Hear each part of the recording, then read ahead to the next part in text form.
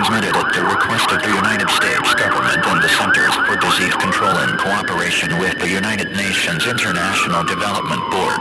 The exponential rise in cases of the weaponized virus in the state of New York has crippled the state government, posing significant danger to the general civilian population.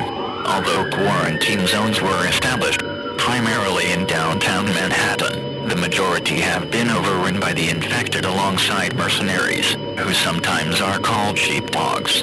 These incidents have not gone unnoticed, and the United Nations International Development Board have been collaborating with military factions, especially Platinum 5, to push back these unprovoked attacks and to be able to rescue and provide aid to those who still remain.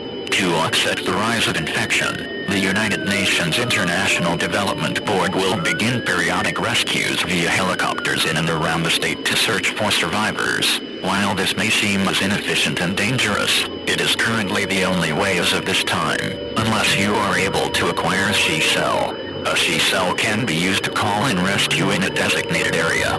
However, this has a high possibility to draw the infected and mercenaries' attention. If you cannot get to a rescue in time, you are recommended to scavenge for rations and a she-cell, avoiding quarantine zones that have been overrun until 6 p.m. and wait out until 6 a.m. These restrictions are put in place as either the infected begin to crowd into horde in between those times, posing a significant danger to you, or the zones are still aerosolized, posing an extreme likelihood of you becoming infected.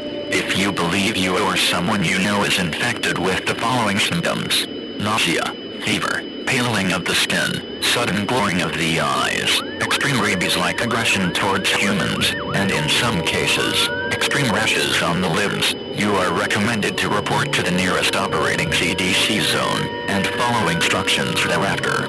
If you are able to be found and rescued, you will board on the UNS New York, where you will be provided necessities and proper medical attention until you are redirected to a refuge site.